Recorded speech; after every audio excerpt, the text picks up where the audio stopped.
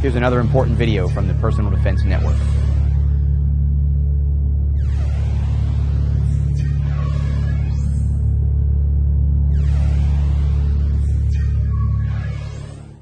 When you're startled, when you're scared, when someone tries to hurt you, threatens you with lethal force, we know that certain things are incredibly likely to happen. And we're going to watch those things actually play out in a high-level reality-based simulation. As we watch this close quarters critical incident play out at full speed, you can see how a lot of things are happening almost at once. It's important to go back and slow things down, and we're actually going to freeze frame on the important learning points of this critical incident so we can understand the body's natural reactions when someone is startled.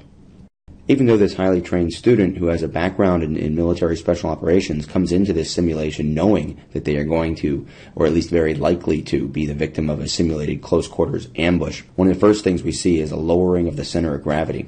And of course that's a natural reaction we have for survival. Lowering our center of gravity allows us to move, or prepares us to move by bending the knees, by getting our shoulders forward of the hips in one direction or another. And that's one of the first and most dramatic things that we see consistently when someone is attacked or startled.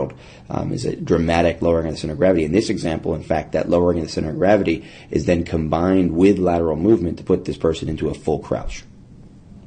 See how their arms will come up as they are startled. And of course, that we see from a straight arm to a bent arm, what we're seeing is the hands coming up to protect the face, to protect the throat, to protect the airway, to protect the eyes, to protect the visual system. That's a very natural survival instinct we have, to bring the hands to protect to our line of sight relative to the threat. Now at this point we see what is a textbook perfect natural neutral shooting stance, the kind of thing that we look for and that we teach in the combat focused shooting program, that is a way that we can shoot very efficiently when under critical incident stress. And as you can see here, the arms are at full extension, the firearm is in the line of sight and parallel with it to the threat.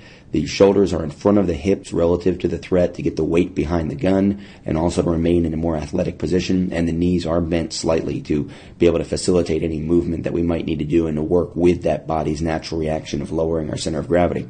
But again, if we look, it took almost 3 seconds to get into this shooting position. And of course, again, on that square range in a controlled environment, this student would probably be able to present a firearm into a shooting position in around 1 second. And understanding that there is going to be a significant delay, understanding that there's going to be more cognitive processing and it's going to take more time to react from the body's natural reactions or work with the body's natural reactions in order to get into a position where we can use the firearm to defend ourselves is very important. Understanding that the context of our controlled range training should be as much like the context of our fight is vital if we're going to be training realistically and training in context.